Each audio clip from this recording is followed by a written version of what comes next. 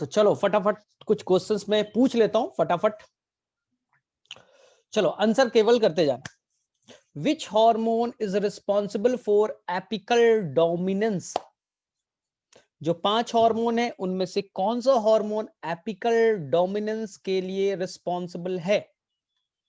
तो बहुत ही आसान सा आंसर है, is the auxin. Which hormone is known as stress hormone? Which hormone is known as stress hormone? बहुत आसान है, it is the abscisic acid. Which hormone is responsible for ripening of fruit? Which hormone is responsible for ripening of fruit? सभी को मालूम है, it is a ethylene. Which hormone is responsible for bolting, malting? Answer is the gibberellic acid. Which hormone is responsible for closing of stomata? Which hormone is responsible for closing of stomata? Answer is the abscisic acid. Which hormone counteract the effect of apical dominance? Which hormone counteract the apical dominance? जो apical dominance होता है उसके opposite कौन सा hormone काम करता है? Next, which hormone is responsible for internodal and petiole elongation in deep water rice plant? Internodal elongation या petiole elongation in deep water rice plant? Answer is ethylene. ठीक है। Which hormone is responsible for formation of weeds free lawn? Which hormone is responsible for formation of weeds free lawn? Lawn में जो grass लगा है वहां पर unwanted कोई भी डाइकॉट प्लांट ग्रो ना करे, तो हम लोग किस हार्मोन की छिड़काव करते हैं? Answer is the auxin. Answer is the auxin. Which hormone is responsible for male flower formation? Male वाले को कौन सा हार्मोन लीड करेगा? सारे हार्मोन फीमेलनेस को लीड करते हैं, लेकिन जिब्रेलिक एसिड को एमएसएच कहते हैं। चलिए ठीक है, ठीक है।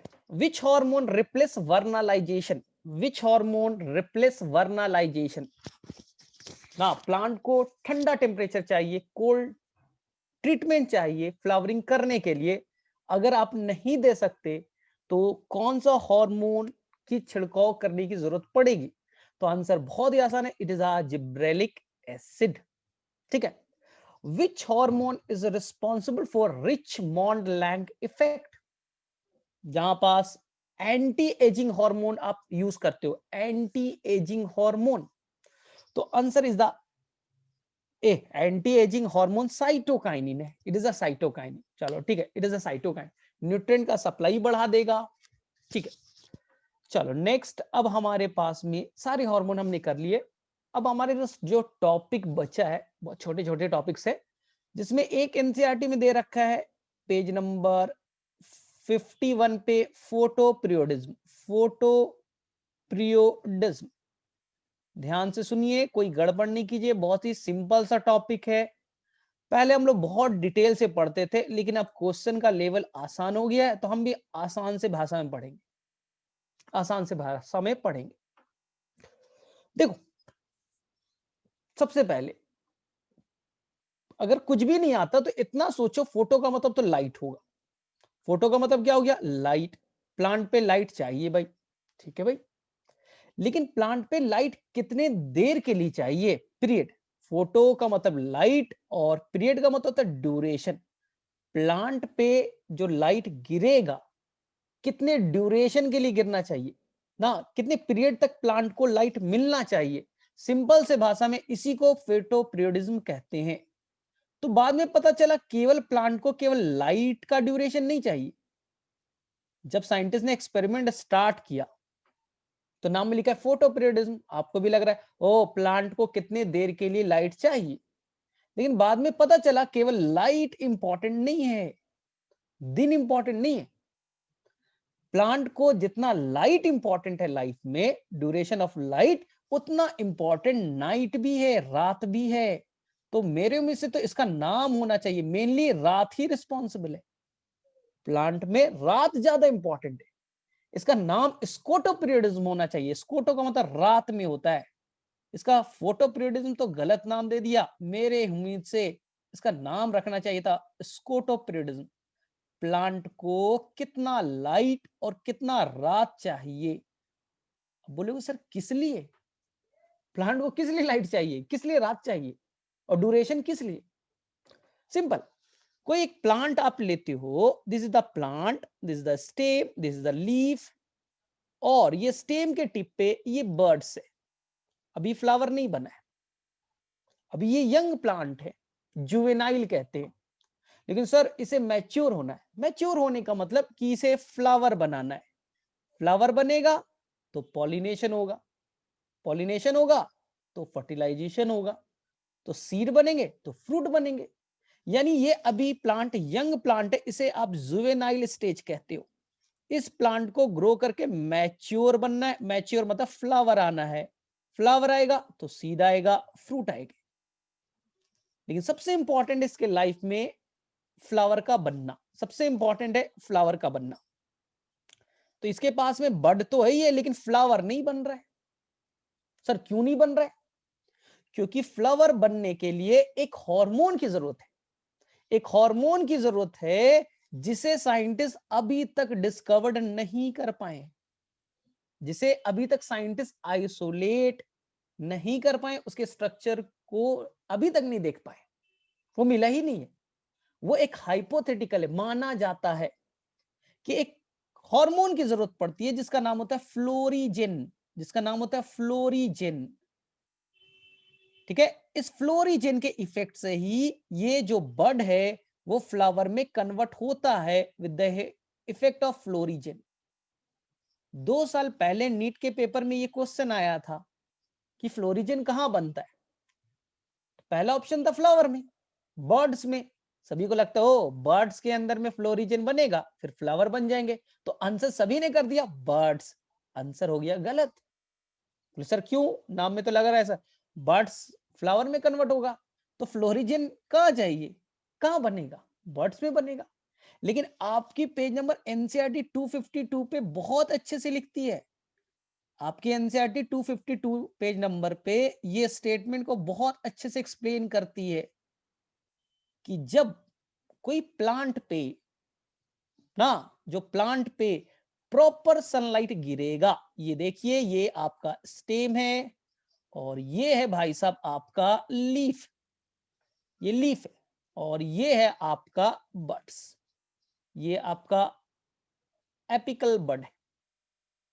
ठीक है, कहता है जब प्रॉपर अमाउंट में लाइट गिरेगा तो लीफ के अंदर में जीन एक्टिवेट हो जाएगी, प्रॉपर ड्यूरेशन के लिए लाइट जब गिरेगा ना, 15 घंटा के लिए चाहिए, 15 घंटा मिल रहा है, तो इसके लीफ एक्टिवेट हो जाएंगे, उनके जीन एक्टिवेट हो जाएंगे और केमिकल बनाएगा florigen. The chemical is the florigen. ये एक हाइपोथेटिकल हार्मोन है, इसे अभी हार्मोन का दर्जा नहीं दिया गया है, ये माना जाता है कि एक हार्मोन है। ठीक है, फ्लोरीजेन यहां से ट्रेवल करेगा with the help of phloem. Sir xylem से क्यों नहीं जाएगा? क्योंकि ट्रेवल करने के लिए प्लांट में एक पाइप जाइलम होता है, एक पाइप फ्लोएम होता है, और जाइलम से तो पानी जाता है, जाइलम से तो इनऑर्गेनिक सब्सटेंस जाते हैं, मिनरल्स जाता है। फ्लोरीजेन तो भाई एक हार्मोन है, हार्मोन है तो ऑर्गेनिक सब्सटेंस होगा, तो ये जाएगा फ्लोएम के थ्रू, यहां से चलेगा लीफ से, and they will go to the shoot apices. NCERT का यही लाइन है, they will go to the shoot apices, tip पे जाएगा और इसे प्रमोट करेगा फ्लावर में कन्वर्ट होने के लिए, यानी बर्ड को बोलेगा भैया अब कन्वर्ट हो जा फ्लावर में। तो यही नीट का क्वेश्चन था ना। It is hypothesized that when they receive proper duration of light, जब लीफ प्रॉपर लाइट रिसीव करेगा, एक्टिवेट होकर के बनाएगा florigen, they will migrate through the phloem and come to the shoot apices bud में, और उसे फ्लावर में convert करेगा। बोले ठीक है सर, लेकिन सर ये फोटो पीरियडिज्म में क्या है, ये थोड़ा सा और चलो बात करते हैं। फोटो पीरियडिज्म से जो पहला क्वेश्चन बनता है वो आता है इसके डिस्कवरर पे, जो एनसीईआरटी में नहीं है। एनसीईआरटी निकालिए और नाम नोट कीजिए। फोटो पीरियडिज्म पे पहली बार जो काम किया था वो दो साइंटिस्ट थे। एनसीईआरटी में उनका नाम नहीं है, लिखिए। दो साइंटिस्ट थे, एक का नाम था गार्नर और एक का नाम था एलार्ड। गार्नर एंड एलार्ड नाम के दो साइंटिस्ट ने फोटो पीरियडिज्म पे काम किया। तो ये क्वेश्चन हमेशा पूछा जाएगा नीट के एग्जाम में कि बताइए फोटो पीरियडिज्म पे पहली बार किस दो साइंटिस्ट ने वर्कआउट किया। तो आंसर एकदम सिंपल लिख करके आइए, गार्नर एंड एलार्ड। बोले ठीक है सर, यानी डिस्कवरर, ठीक है, जिसने सबसे पहली बार वर्कआउट किया। सर किस प्लांट पे, सर किस प्लांट पे उन्होंने एक्सपेरिमेंट किया। तो याद रखिएगा उस प्लांट का नाम था, उस प्लांट का नाम था मैरीलैंड मैमोथ। एनसीईआरटी में नहीं है, याद रखिएगा या लिख लीजिए एनसीईआरटी में, मैरीलैंड मैमोथ। उस प्लांट का नाम था मैरीलैंड मैमोथ। बोले सर ये क्या है, ये तो हमने आज तक लाइफ में नाम नहीं सुना है। अच्छी बात है, ना सुनो बेटर है, क्योंकि मैरीलैंड मैमोथ कुछ नहीं है, ये टोबैको प्लांट का एक वैरायटी है। टोबैको प्लांट के वैरायटी है मैरीलैंड मैमोथ, उसी पे एक्सपेरिमेंट किया गया फोटो पीरियडिज्म को पढ़ने के लिए। तो ये दो क्वेश्चन आपसे बन जाएगा। तीसरा जो क्वेश्चन आता है, सर ये फोटो पीरियडिज्म का सिंपल मीनिंग क्या होना चाहिए, फोटो पीरियडिज्म का सिंपल मीनिंग होना क्या चाहिए। तो मुझे ज्यादा आता नहीं भाई बॉटनी, इतना तो समझ में आ रहा है, फोटो का मतलब लाइट, लाइट कितने देर के लिए प्लांट पे गिरना चाहिए। मैं सिंपल भाषा में तो यही बोल सकता हूं भाई कि प्लांट पे जो सनलाइट गिरेगा या रात का टाइम होगा वो कितने ड्यूरेशन के लिए होना चाहिए। बोले हाँ सर कितने ड्यूरेशन के लिए, ही तो मैं बोल रहा हूं। इस फोटो पीरियडिज्म को समझने के लिए हमने तीन पार्ट में डिवाइड किया। फोटो पीरियडिज्म को समझने के लिए एक प्लांट बनाया लॉन्ग डे प्लांट, एक मैंने बनाया शॉर्ट डे प्लांट, और एक मैंने बनाया डे न्यूट्रल प्लांट डीएनपी। और ध्यान से कहानी को सीखिए, बहुत अच्छे से समझ में आएगा, मेरे में से एक बार में आप पिक कर लोगे, आसान सा टॉपिक है। तो मैंने क्या किया भाई, फोटो पीरियडिज्म लिखा और मैंने बोला प्लांट को कितने देर के लिए लाइट चाहिए। इस बेसिस पे मैंने तीन प्लांट बनाए, एक का नाम एलडीपी लॉन्ग डे प्लांट, यानी देखो भाई नाम में लिखा है लॉन्ग डे, डे का टाइम बड़ा चाहिए, लॉन्ग डे, डे का टाइम बड़ा चाहिए, यानी इसके लाइफ में डे इंपॉर्टेंट है। लॉन्ग डे लिखा है ना, डे का टाइम इंपॉर्टेंट है। रात इसके लिए इंपॉर्टेंट नहीं रखता, नाइट इंपॉर्टेंट नहीं रखता, नाइट छोटा दो कम दो बेटर है, नाइट इंपॉर्टेंट नहीं। बोले ठीक है। दूसरा प्लांट एनसीईआरटी कहता है शॉर्ट डे प्लांट। बोले ये क्या है सर, थोड़ा सोचो ना, अभी ठंड का टाइम चल रहा है, अभी ठंड का टाइम चल रहा है, ठंड में दिन का टाइम छोटा होता है और रात की टाइम बड़ी होती है। बस वैसे ही है शॉर्ट डे, यानी कि सर डे का टाइम ना छोटा वोटा हो चलेगा, डे ज्यादा इंपॉर्टेंट नहीं है सर, इसके लिए नाइट इंपॉर्टेंट है। तो शॉर्ट डे प्लांट को आप नाइट उसके लाइफ में इंपॉर्टेंट है, तो लॉन्ग नाइट प्लांट भी कह सकते हो, लॉन्ग नाइट प्लांट भी कह सकते हो। बोले ठीक है, लॉन्ग नाइट प्लांट भी कह सकते हो। लॉन्ग डे प्लांट में नाइट का टाइम ज्यादा इंपॉर्टेंट नहीं है, तो नाम कह सकते हो शॉर्ट नाइट प्लांट, रात छोटा दो भाई। बोले ठीक है। और तीसरा बेटा कोई मतलब नहीं है, नकारा है, डीएनपी डे न्यूट्रल प्लांट नकारा है, कोई फर्क नहीं पड़ता, दिन छोटा रात छोटा, दिन बड़ा रात बड़ा, कोई फर्क नहीं पड़ता, डे न्यूट्रल प्लांट। अब इसे बहुत अच्छे से समझें, इसे बहुत अच्छे से समझना है। आपका ही एग्जाम्पल लेता हूं, आपका ही एग्जाम्पल लेता हूं कि अगले साल आपको नीट का एग्जाम देना है, अगले साल 2021 में आपको नीट का एग्जाम देना है, अगले साल आपको नीट का एग्जाम देना है। 2021 में नीट का पेपर देना है। ठीक है, पेपर 700 मार्क्स का है, 720 मार्क्स का पेपर होना है। आपसे पूछा जाएगा कट ऑफ कितना है।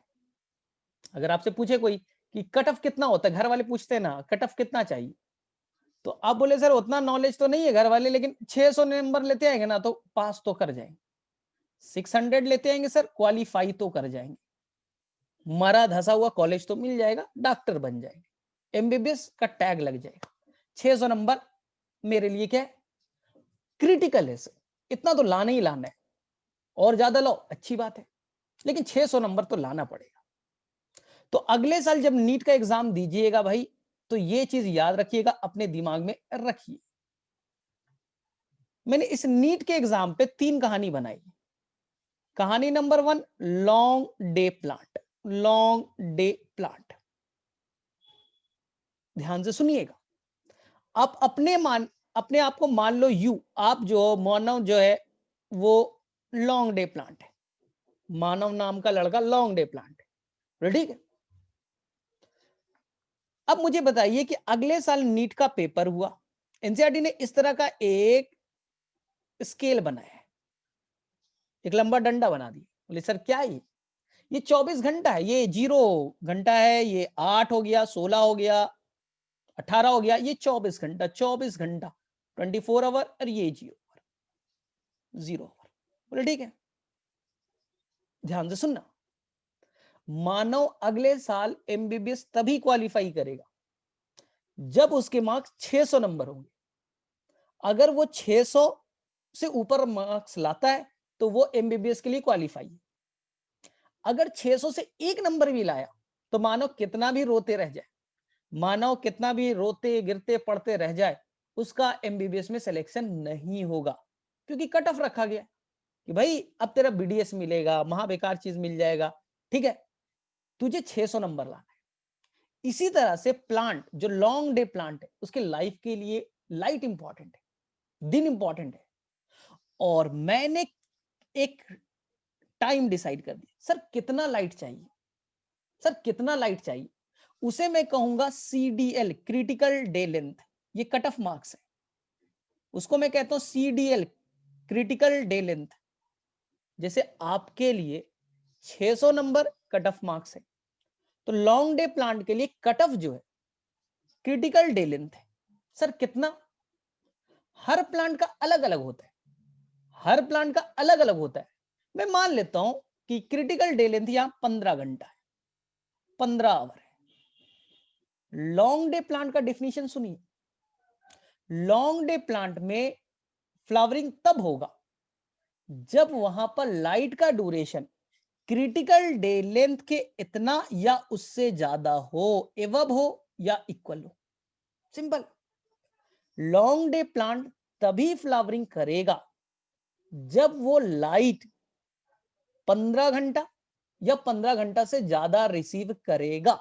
जब वो क्रिटिकल डे लेंथ से इक्वल या ज्यादा रिसीव करेगा वो फ्लावरिंग करेगा।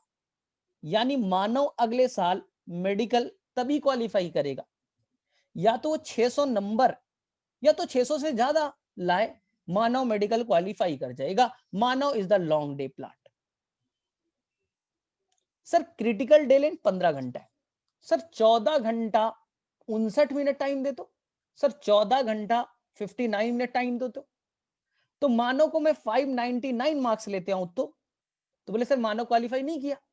यही तो मैं बोल रहा हूं, अगर क्रिटिकल डे लेंथ 15 घंटा है तो आप अगर 1 सेकंड की भी कमी कर दे, 1 सेकंड भी कम कर दे, ये कभी भी फ्लावरिंग नहीं करेगा। तो फ्लावरिंग करने के लिए कट ऑफ को क्रॉस करना है 15 या उससे ऊपर। सर किसी प्लांट का 18 घंटा का क्रिटिकल डे लेंथ हो सकता है, हो सकता है। अगर क्रिटिकल डे लेंथ 18 घंटा है तो फ्लावरिंग तभी करेगा जब लाइट 18 घंटा या उससे ज्यादा रिसीव करेगा। यानी अगले साल कट ऑफ में 650 कर दूं तो मानव तभी क्वालिफाई करेगा जब 650 से ज्यादा मार्क्स लाएगा, या 650 पे भी चलेगा। 649 लाएगा, मानव मेडिकल क्वालिफाई नहीं करेगा। यही है आपका लॉन्ग डे प्लांट, यही है आपका long day plant. They will show flowering, वो फ्लावरिंग तब करेगा जब क्रिटिकल या उससे ज्यादा लाइट रिसीव करेगा। क्रिटिकल डे लेंथ हर प्लांट का अलग होगा, याद रखिएगा। आपको ऐसा फिगर बना के देगा और दे देगा भाई एक लॉन्ग डे प्लांट है और क्रिटिकल फोटो पीरियड है, क्रिटिकल डे लेंथ है 13 घंटा, और यहां लिख देगा, ऐसे बनाया देगा, ये है क्रिटिकल डे लेंथ, और इधर लिखेगा क्रिटिकल से ज्यादा दिया तो बोले सर कट ऑफ को कट ऑफ को क्रॉस करा दिया, फ्लावरिंग करेगा। बेटा खुश हो जाओ, मेडिकल को एप्रॉन अप्रॉन पहन लो, आला वाला लटका के, बेटा मानो अगले साल घूमते रहेगा। अरे कट ऑफ तो क्रॉस करा दिया था, मुझे हल्के में लेते हो तुम लोग, खाली बोलते हो सोया हुआ रहता है, कट ऑफ क्रॉस करा दिया मैंने। और अगर बिलो दिया 600 नंबर से कम आया तो बेटा मुरझाया हुआ रहेगा, चुपचाप बैठा हुआ रहेगा। इंसर्टिंग फिगर देखिए, जैसे ही क्रिटिकल से एवब बोला तो देखा आला वाला लगा करके एकदम मस्त फ्लावर बना के घूम रहा है, अरे मैं तो फ्लावरिंग कर दिया हूं भाई, बड़ा मस्त। लेकिन जैसे ही आप कम देते हो, एक नंबर भी कम दिया तो बेटा फ्लावरिंग नहीं होगा। यही पहचान है लॉन्ग डे प्लांट की। They only show flowering when they receive light एवब critical photo period या क्रिटिकल डे लेंथ। चलिए भाई, अब हम लोग बात करें किसमें, short day plant. Short day plant, पहले कॉन्सेप्ट को रिकॉल करो। शॉर्ट डे मतलब डे छोटा, यानी रात इंपॉर्टेंट है, रात इसके लिए इंपॉर्टेंट है। इसे मैंने कहा long night plant, long night plant, रात बड़ा दिन छोटा। मान मानव का एक दोस्त है, मानव का एक दोस्त है, उसका पड़ोसी है, पढ़ने में बहुत अच्छा है, पढ़ने में बहुत अच्छा है, लेकिन उसे एमबीबीएस करना ही नहीं। उसे बेटा जाना है बंबई, वहां जाकर के शाहरुख खान बनना है, फिल्म स्टार बनना है भाई, ये सब के चक्कर में वो नहीं फंसना चाहता, पढ़ने बहुत अच्छा है। बोले ठीक है, अब वो भी एग्जाम देने गया अगले साल, नीट 2020 वो भी देने जाएगा। बोले ठीक है, जैसे ही गया तो उसे बोल दिया गया, मुझे पूछा सर कितना कट ऑफ मार्क्स है, तो मैंने बोल दिया बेटा कट ऑफ जो है वो 600 नंबर रहेगा। कट ऑफ कितना है, 600 नंबर। और उसे मालूम है सर मैं 600 नंबर से ज्यादा ला सकता हूँ, 700 भी ला सकता है, लेकिन उसे मालूम है अगर मैं 600 नंबर से ज्यादा लाया, क्रिटिकल से ज्यादा लाया, मैं मेडिकल क्वालिफाई कर जाऊंगा, और मेडिकल क्वालिफाई कर जाएंगे तो घर वाले मुझे डॉक्टर बना देंगे, घर वाले मेडिकल कॉलेज में डालेंगे, मुझे डॉक्टर बना देंगे। लेकिन वो तो चाहता है एक्टर बनना भाई, तो उसका टारगेट क्या रहेगा, सर टारगेट मेरा रहेगा 600 नंबर लाएंगे नहीं, 600 लाएंगे नहीं, क्वेश्चन आएगा छोड़ देंगे, बहुत आसान है, 600 नंबर लाएंगे नहीं। अगर 600 नंबर आएगा नहीं तो घर वाले क्या करेंगे, जूता मारेंगे, भगा देंगे घर से। यही तो चाहता है कि घर वाले उसे घर से निकाले, और घर से जैसे ही निकलेगा बम्बई जाएगा, वहां जाके एक्टर बन जाएगा, खत्म कहानी। तो शॉर्ट डे प्लांट में कहानी ये है कि ये आपका क्रिटिकल डे लेंथ है, क्रिटिकल डे लेंथ है, याद रखना। इसे जो है इसे एमबीबीएस क्वालिफाई करना ही नहीं, करना ही नहीं, इसका पहले से टारगेट है, इसे बेटा बनना है एक्टर। तो ध्यान से सुनना, मानव का जो दोस्त है उसे एक्टर बनना है, तो उसका क्या होगा टारगेट, असर कम नंबर लाना। तो शॉर्ट डे प्लांट में फ्लावरिंग तब होगा, शॉर्ट डे प्लांट में फ्लावरिंग तब होगा, वो मानव का दोस्त शाहरुख खान तब बनेगा जब 600 नंबर से कम मार्क्स आएंगे।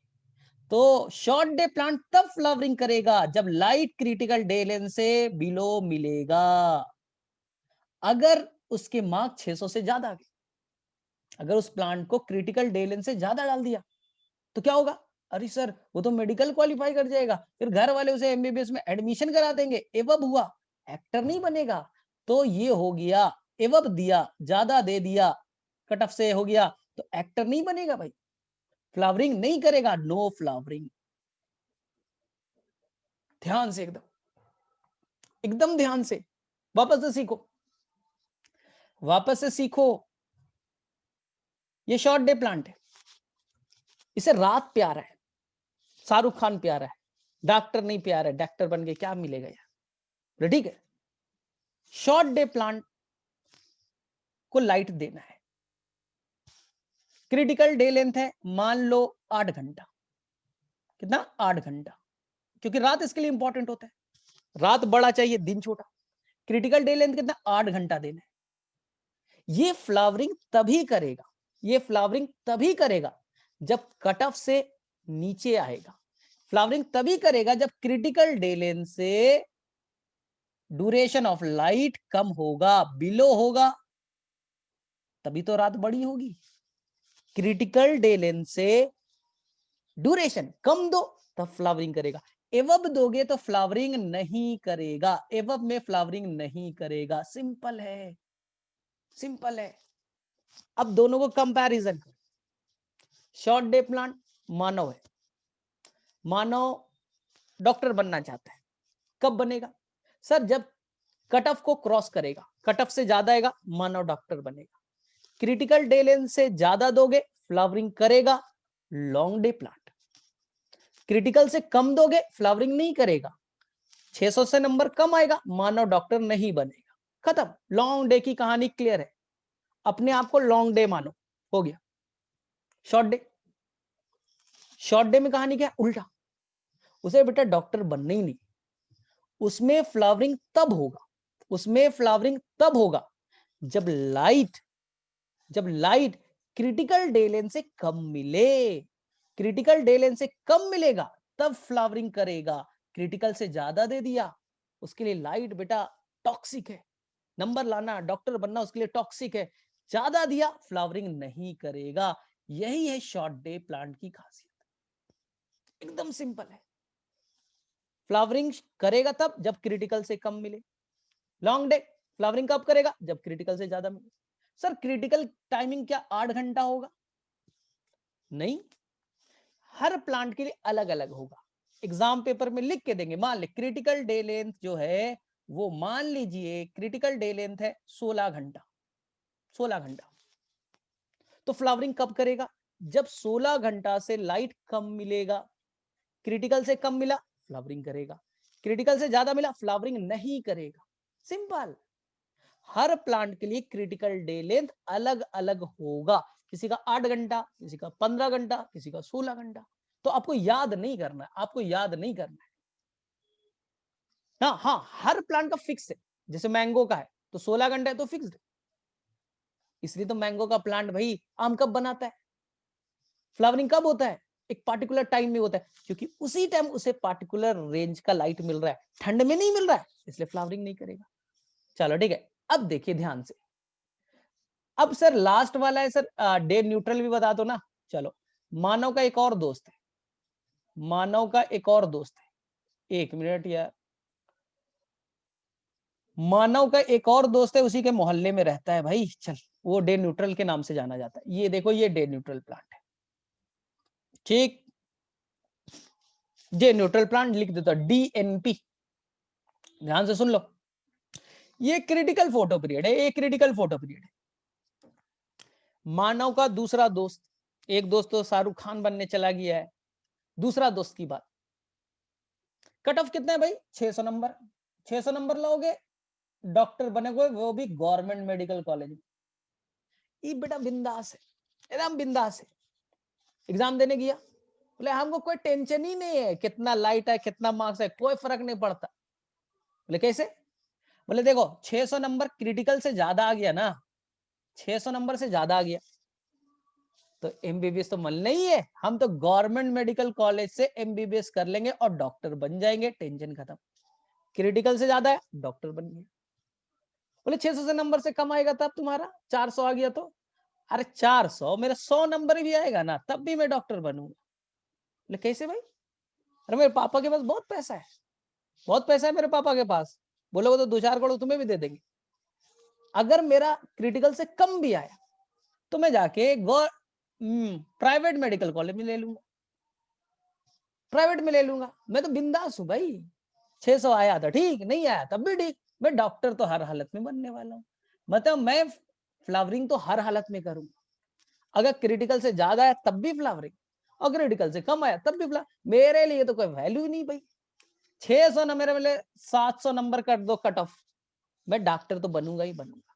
तो इस प्लांट को कोई फर्क नहीं पड़ता, इस प्लांट को कोई फर्क नहीं पड़ता ठंडा में ग्रो करो, ठंड में ग्रो करे, प्लांट में कम लाइट मिल रहा है तब भी फ्लावरिंग, गर्मी में ग्रो कर रहे हो लाइट ज्यादा देर के लिए मिल रहा है तब भी फ्लावरिंग। तो ऐसे प्लांट सालों भर फ्लावरिंग करते हैं, इसी को कहा डे न्यूट्रल प्लांट। क्रिटिकल के एवब भी, क्रिटिकल के बिलो भी फ्लावरिंग शो करेंगे, इनके लिए कोई वैल्यू नहीं क्रिटिकल। अरे भाई 720 में 719 कट ऑफ रख दो, करेंगे भाई? 24 घंटा है ना, 17 घंटा अंधेरा देंगे, अरे 17 ना 20 घंटा अंधेरा दे, कोई फर्क नहीं पड़ता मुझे, कोई फर्क नहीं पड़ता। 17 घंटा लाइट दे देंगे, कोई फर्क नहीं पड़ता, मैं फ्लावरिंग तो करूंगा भाई। ये है आपका डे न्यूट्रल प्लांट। तो मेरे में से ये कहानी आप सभी को क्लियर होगी, इसमें कहीं पास कोई कंफ्यूजन नहीं रखना है। चलो बताओ किसे किसे समझ में आ गया ये कहानी, हैंड रेज करो फटाफट।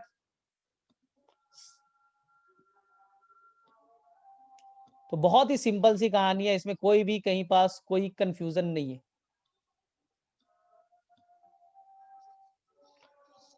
ठीक है? एकदम सिंपल सी कहानी, कोई कंफ्यूजन नहीं है, आसान सा है। चलो ठीक है, एकदम आसान सा कहानी। अब इसी को वापस से सीखते हैं साइंटिफिकली, इसी चीज को साइंटिफिकली सीखते हैं। ध्यान से देखो, ध्यान से, ये प्लांट, ठीक, ध्यान से। प्लांट के अंदर में जो लीफ है, बोले ठीक है सर, इस लीफ के अंदर पिगमेंट है। बोले हाँ सर, हाँ मालूम है पिगमेंट होता है क्लोरोफिल जिसे फोटोसिंथेसिस करता है। अरे रुको भाई, प्लांट में पिगमेंट है, फोटोसिंथेसिस करता है, अच्छी बात है, लेकिन प्लांट में कोई और भी पिगमेंट है। प्लांट में क्लोरोफिल नाम के पिगमेंट के अलावा कोई और भी पिगमेंट है जो प्रोटीन से बने। कैसा नेचर का है? प्रोटीनेशियस है, प्रोटीनेशियस नेचर का है।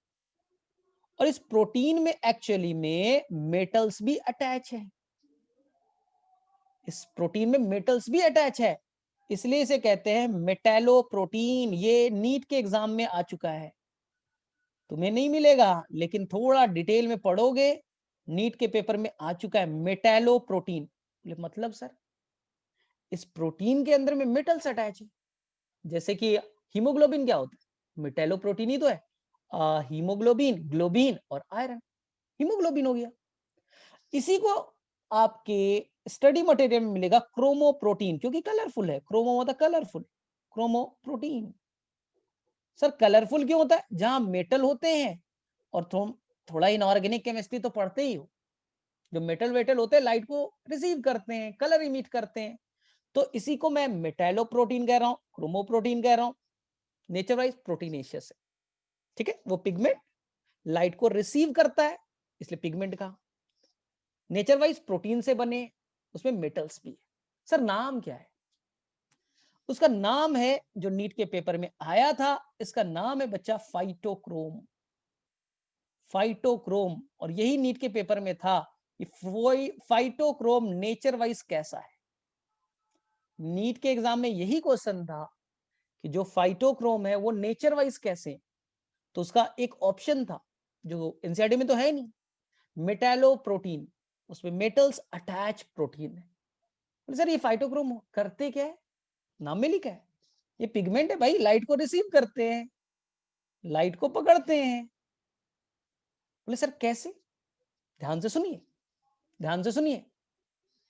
लीफ के अंदर में, लीफ के अंदर में ये है आपका फाइटोक्रोम, P4 फाइटोक्रोम। फाइटोक्रोम दो अलग अलग फॉर्म में पाया जाता है। फाइटोक्रोम लाइट को रिसीव करने वाला पिगमेंट दो अलग अलग फॉर्म में पाया जाता है, जैसे सिस और ट्रांस नाम देते, हम यहां पास नाम देंगे, ये PR नाम है, PR। बोले मतलब सर?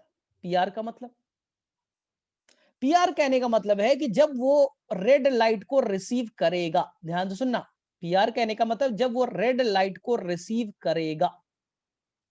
तो सर रेड लाइट कब आता है? सर रेड लाइट आता कब है? जब रेड लाइट, जब सनलाइट आता है ना, तो मेनली उसके अंदर में रेड लाइट भी होगा। जो सन से लाइट चला, सनलाइट में विबग्योर है, उसमें रेड लाइट तो है। यानी कि जब सनलाइट आएगा, सुबह का टाइम है, सनलाइट आया यानी day time, day time directly कह दो डे टाइम, उसमें रेड लाइट होगा। या तीसरा वह वर्ड लिखू, सब एक ही चीज है, जब वो रिसीव करेगा 660 नैनोमीटर के वेवलेंथ को। तीन कहानी मैंने बताई, ध्यान से सुनो। सुबह, अभी रात था, रात में जितने भी फाइटोक्रोम थे वो पीआर के फॉर्म में होते हैं। रात में किस फॉर्म में थे? पीआर के फॉर्म में। जैसे ही सुबह हुआ, सनलाइट आया, सनलाइट आता है तो ये पीआर कन्वर्ट हो जाते हैं पीएफआर में। याद रखिएगा, पीआर किस में कन्वर्ट हो जाएगा? पीएफआर में।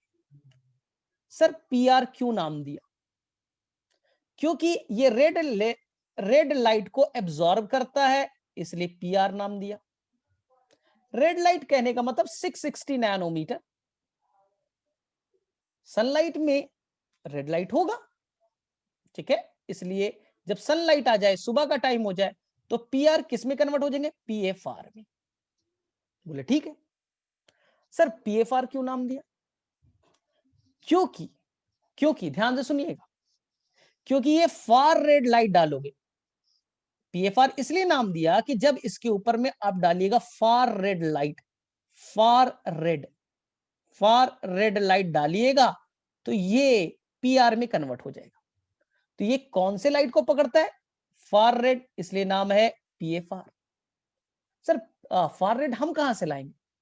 आपके पास नहीं है, मुझे मालूम है, ना सन में है ना आपके पास है।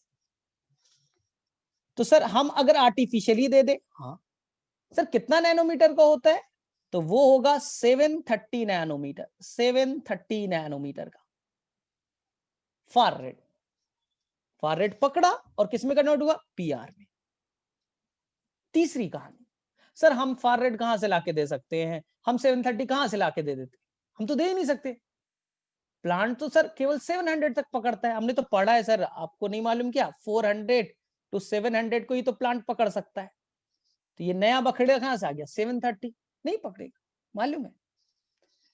लेकिन ये फार रेड वाला जो है वो अपने आप रात में, अपने आप रात में स्लोली, धीरे धीरे, ये वर्ड इंपॉर्टेंट है, रात होगी, रात होगी तो जो भी दिन में एफआर बने थे वो धीरे धीरे डार्क टाइम में, रात में स्लोली, धीरे धीरे वो कन्वर्ट हो जाएंगे पीआर में। धीरे धीरे किस में कन्वर्ट हो जाएंगे? पीआर में। तो ध्यान से सुनो, मान लो लीफ में 100 फाइटोक्रोम है। फाइटोक्रोम या तो पीआर हो सकता है या तो पीएफआर हो सकता है, या तो पीआर या तो पीएफआर। किस फॉर्म में मैं नहीं बता सकता, वो डिपेंड करेगा। अगर दिन का टाइम है तो पीआर पीएफआर में कन्वर्ट होगी, अगर रात है तो पीएफआर पीआर में कन्वर्ट होगी।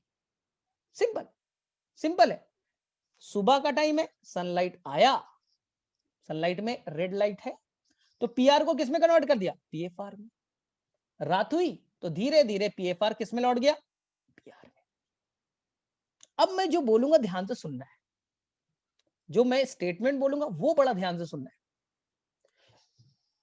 जो आपका लॉन्ग डे प्लांट होता है, जो आपका लॉन्ग डे प्लांट होता है, उनके अंदर में पीएफआर ज्यादा अमाउंट में होना चाहिए और पीआर कम अमाउंट में होना चाहिए। ध्यान से सुनिए, लॉन्ग डे प्लांट में फ्लावरिंग तभी होगा जब पीएफआर वाला फॉर्म ज्यादा हो और पीआर कम हो। पीएफआर ज्यादा हो और पीआर कम हो, तभी उनके अंदर फ्लावरिंग होगा। सर क्यों? जब पीएफआर ज्यादा बनेगा तो हार्मोन बनेंगे, फ्लोरिजेन। फ्लोरिजेन अभी बना के दिखाता हूं, और जब फ्लोरिजेन बनेगा तो फ्लावरिंग होगा। तो इतना एक लाइन में याद रखिए कि जो लॉन्ग डे प्लांट है उसके लिए प्यारा पीएफआर है। सर पीआर 0 रहेगा? नहीं, दोनों रहते हैं, लेकिन ज्यादा अमाउंट में मैंने क्या बोला, ज्यादा अमाउंट में पीएफआर चाहिए। बोले ठीक है सर शॉर्ट डे प्लांट का इसका उल्टा, शॉर्ट डे प्लांट में अगर फ्लावरिंग कराना है, शॉर्ट डे प्लांट में फ्लावरिंग अगर कराना है तो वहां पास आपको पीआर ज्यादा चाहिए और पीएफआर कम चाहिए। पीआर ज्यादा चाहिए और पीएफआर कम चाहिए। अगर पीआर ज्यादा पीएफआर कम लगातार हो रहा है, रोजाना पीआर कम ज्यादा पीएफआर कम, अगर ऐसा हो रहा है तो शॉर्ट डे प्लांट के अंदर में बनेगा फ्लोरीजेन नाम का हार्मोन और ये करेगा फ्लावरिंग, ये बनाएगा फ्लावर। ये क्या बनाएगा, फ्लावर बनाएगा। इस चीज को मैं डिटेल से बता रहा हूं, ध्यान से सुनिएगा, थोड़ा दिमाग का दरवाजा खोल करके ना, गड़बड़ नहीं करना है, बहुत आसान से बता रहा हूं। ये मान लीजिए एक मैंने प्लांट लिया, मान लीजिए मैंने एक प्लांट ले लिया, ये प्लांट है, ठीक है भाई, स्टेम और ये लीफ है, दिस इज द लीफ, और ये आपका है शूट एपिसिस यानी बड, ये पार्ट। अब बहुत अच्छे से मैं सिखा रहा हूं। ये लीफ, लीफ के अंदर जो सेल है, लीफ का जो सेल है, उनके अंदर बैठा हुआ है पीआर। ठीक है भाई, ध्यान से सुनना। कैसा प्लांट है सर, लॉन्ग डे प्लांट है, लॉन्ग डे प्लांट है। क्रिटिकल डे लेंथ कितना है सर बता दो पहले, क्रिटिकल डे लेंथ है 15 घंटा, 15 घंटा क्रिटिकल डे लेंथ है 15 घंटा, यानी कट ऑफ मार्क्स कितना है 15 घंटा। लॉन्ग डे प्लांट है, कट ऑफ को क्रॉस करोगे तो ही फ्लावरिंग होगा। मैंने फिलहाल लाइट दिया इसे 18 घंटा, मैंने लाइट कितना दिया 18 घंटा। बोले ठीक है सर, ध्यान से सुनो, मैंने दिन 18 घंटा दिया, तो दिन के टाइम में क्या होगा, जितने भी पीआर है, जितने भी पीआर है दिन में 18 घंटा दिया है ना तुमने, तो ये सारे पीआर किस में कन्वर्ट हो जाएंगे, पीएफआर में, क्योंकि तुमने 18 घंटा के लिए, 18 घंटा के लिए लाइट दिया। 18 घंटा दिन, दिन में क्या होता है पीआर पीएफआर में कन्वर्ट, और भी फास्ट फास्ट, बड़ा जल्दी कन्वर्ट होता है। तो अब बताइए 18 घंटा दिन दिया है, पीएफआर बन गया, शाम तक पीएफआर बन गया खूब सारे। अब रात होगी, तो रात में अपने आप स्लोली, रात में अपने आप स्लोली पीएफआर किस में कन्वर्ट होगा, पीआर में। धीरे धीरे पीएफआर टूट करके पीआर में जाएगा स्लोली। सर रात तो 6 घंटा हुआ ना सर, 18 घंटा आपने दिन दिया तो रात तो 6 घंटा का हुआ। हाँ, तो पीएफआर से पीआर में लौटने का कितने देर का टाइम है, 6 घंटा। अब सोचो थोड़ा लॉजिकल, 18 घंटा पीएफआर ज्यादा है ना, बड़ा 18 घंटा है तो पीएफआर ज्यादा, और रात में बहुत धीरे धीरे, मान लो 1 घंटे में 5 कन्वर्ट हुआ तो 6 ही घंटा है ना, 6 ही घंटा है ना, तो 30 ही तो कन्वर्ट हुए ना, 30 ही कन्वर्ट हुए पीएफआर वाले पीआर में। तो सोचिए दिन हुआ 100 पीआर पीएफआर में कन्वर्ट हो गए, सारे के सारे पीएफआर में। रात स्लोली धीरे धीरे, 6 ही घंटा रात है तो स्लोली धीरे धीरे 30 कन्वर्ट हो गए पीआर में। अब मुझे बताइए, अब मुझे बताइए 100 में से 30 लौट गए पीआर में, यानी 70 बज गए पीएफआर, तो ज्यादा कौन, पीएफआर अब ज्यादा हो गया 70, 70 हो गए पीएफआर और 30 हो गया पीआर। अब बताओ रेशियो क्या हो रहा है, पीएफआर ज्यादा पीआर कम, लगातार कई दिनों तक ऐसा चलते जाए, कई दिनों तक ऐसा चलते जाए, पीएफआर ज्यादा हो रहा है, पीएफआर ज्यादा हो रहा है, पीआर कम हो रहा है, क्योंकि रात तो तुमने कम दे रहे हो, रात तुम कम दे रहे हो। लगातार कई दिनों तक अगर ऐसा चलते रहेगा तो यहां के सेल एक्टिवेट हो जाएंगे, यहां के सेल एक्टिवेट हो जाएंगे, और एक्टिवेट होकर के दे विल फॉर्म द फ्लोरीजेन, उनके सेल फ्लोरीजेन बनाना स्टार्ट कर देंगे। अब आया समझ में, लगातार पीएफआर ज्यादा पीआर का अमाउंट कम, तो ऐसा अगर एक्टिविटी रेशियो मेंटेन रहेगा तो सेल एक्टिवेट होगा and they will form the florigen, और फ्लोरीजेन भाई साहब यहां से चला, फ्लोरीजेन यहां से चला कहा, बर्ड्स के पास फ्लोरीजेन बन चुका है, बर्ड को बोले जल्दी जल्दी फ्लावर बना, जल्दी जल्दी फ्लावर बना, फ्लावरिंग हो गया। तो आई थिंक आपको लॉन्ग डे प्लांट में क्रिटिकल 15 घंटा देना था, आपने 18 घंटा दिया। तो ऑटोमेटिकली आप सोचिए कैसे फ्लावरिंग होता है। इसी को मैं अब शॉर्ट डे प्लांट में बताता हूं, इसी कहानी को मैं शॉर्ट डे में एक्सप्लेन करता हूं। चलो देखो ध्यान से, इसलिए दिमाग का दरवाजा खोलोगे तो सोचोगे, और सोचोगे तो क्वेश्चन में गलती नहीं करोगे। ये फ्लावर और ये है आपका बड्स। प्लांट कैसा है? Short day plant. Sir short day plant में क्रिटिकल डे लेंथ मैंने रख दिया, वो है सर 9 घंटे। क्रिटिकल डे लेंथ कितने? 9 घंटे। और मैंने प्रोवाइड किया 6 आवर। क्रिटिकल से कम दिया, फ्लावरिंग होना चाहिए। शॉर्ट डे कब करता है फ्लावरिंग? क्रिटिकल से कम देने पे। तो मैंने क्रिटिकल कितना था? 9, मैंने दिया 6। खुद से प्लांट फ्लावरिंग कराओ, कैसे कराएगा देखते। तो प्लांट के अंदर में ये था पीआर, प्लांट के अंदर में था ये पीआर। बोले ठीक है। अब सोचो ध्यान से, मैंने लाइट कितने देर के लिए दिया? 6 घंटा। तो 6 घंटा ये लगातार कन्वर्ट हो रहा है पीएफआर में। सोचो 100 पीआर थे, 6 घंटा के लिए लाइट दिया, ये कन्वर्ट हो गया पीएफआर में। कितना देर के लिए दिया? 6 घंटे के लिए। बोले ठीक है सर। अब रात तो हो गई कितनी घंटे की भाई? 6 घंटा का दिन है तो 18 घंटे का रात है। तो रात 18 घंटा ये प्रोसेस चल रहा है, रात 18 घंटा ये प्रोसेस चल रहा है, 18 घंटा पीएफआर पीआर में कन्वर्ट हो रहा है। थोड़ा सोचना, फिर कल सुबह होगी तो सुबह तो 6 ही घंटा मिल रहा है, रात बड़ी मिल रही है, रात बड़ी तो पीएफआर पीआर में ज्यादा लौट रहा है। अब सोचो, दिन छोटा रात बड़ा, रोजाना ऐसा हो रहा है, दिन छोटा रात बड़ा, ऐसे ही चल रहा है अब लगातार।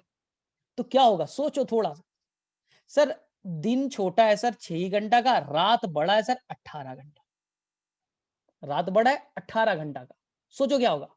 तो जो भी सर पीआर ज्यादा हो जाएंगे, रात बड़ा तो पीआर ज्यादा और पीएफआर कम हो जाएगा, पीएफआर कम हो जाएगा। तो अगर सोचिए पीआर ज्यादा हो गया, पीएफआर कम हो गई। शॉर्ट डे में यही तो चाहिए था, पीआर जो है वो ज्यादा अमाउंट में चाहिए और उसके कंपैरिजन में पीएफआर कम बने, पीएफआर कम बने तो रेशियो पीआर के फेवर में चला गया। और जैसे ही ऐसा होगा सेल एक्टिवेट होगा और बनाएंगे फ्लोरीजेन। अब सेल एक्टिवेट हो गया, क्या बनाया? फ्लोरीजेन। अब फ्लोरीजेन यहां से चला, फ्लोरीजेन यहां से चला और यहां बड में जाके फ्लावर बना दिया, फ्लावर बना दिया। हाँ, अब मान लो तुमने 9 घंटा क्रिटिकल डे लेंथ था और तुमने दे दिया 13 घंटा। कितना दे दिया? 13 घंटा दिन दे दिया। थोड़ा दिमाग खोलो, अगर तुमने दिन 13 घंटा दिया तो पीआर किसमें कन्वर्ट हुआ? पीएफआर में। कितने देर के लिए? 13 घंटे के लिए, 13 घंटे के लिए। सर अब रात तो 11 ही घंटा बचा, तो 11 घंटा इसी को मिला ना, एक तो स्लो चलते हो और मिला 11 घंटा, यानी सारे पीएफआर पीआर में लौट नहीं पाएंगे क्योंकि 11 ही घंटा मिला है, यानी कुछ अभी भी पीएफआर रह जाएगा और दिन में फिर से पीएफआर सारे बन गए, तो ऑटोमेटिकली पीएफआर ज्यादा हो जाएगा और पीआर कम हो गए। और अगर ऐसा होगा तो शॉर्ट डे फ्लावरिंग नहीं करेगा। शॉर्ट डे को चाहिए पीआर ज्यादा चाहिए, पीएफआर कम चाहिए। तो ये कहानी है। और लास्ट कौन है? Day neutral plant. लास्ट कौन सा है? Day neutral plant. ध्यान से देखो, ये stem,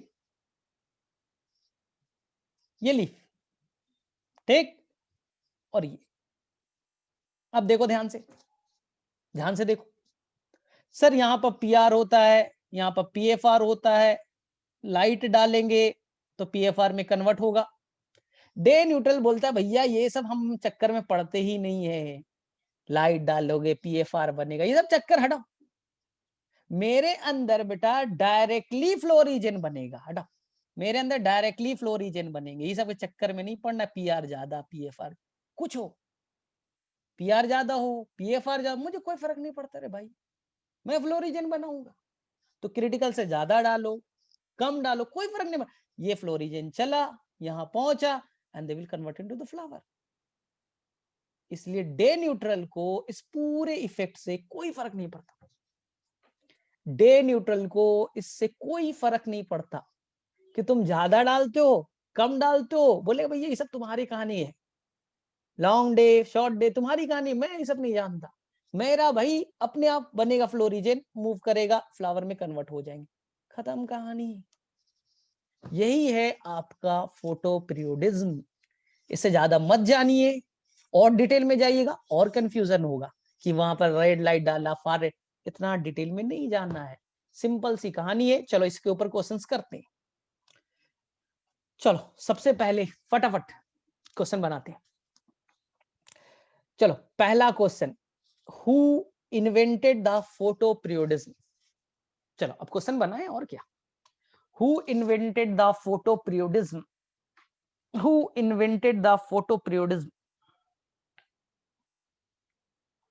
who invented the photo periodism. तो बोलेंगे सर एक आएगा एनसीईआरटी में नहीं है, हमने एनसीईआरटी में नोट कर लिया है, एनसीईआरटी उठाओ उसमें लिख लो Garner and Allard, Garner and Allard. चलिए ठीक है। Next question, next question, Garner and Allard ने किस प्लांट पे एक्सपेरिमेंट किया था। गार्नर एंड एलार्ड ने इस फोटो पीरियोडिज्म के लिए किस प्लांट पे एक्सपेरिमेंट किया था। स्पेलिंग मिस्टेक चलेगा, अरे वहां स्पेलिंग स्पेलिंग थोड़ी ना लिखना है, मुझे भी नहीं आता, ठीक है। Answer is the Maryland mammoth. Maryland mammoth is the variety of, Maryland mammoth is the variety of, Maryland mammoth is the variety of, answer is the tobacco, answer is the tobacco. चलिए ध्यान से, मान लो तुमसे कोई दोस्त है तुम्हारा, अब बोले बहुत बॉटनी पढ़ रहे हो भाई, तुम लोग सुने बॉटनी के मास्टर हो गए हो, मुझे ये ना लॉन्ग डे प्लांट नहीं आता, मुझे एक लाइन में केवल समझा दो।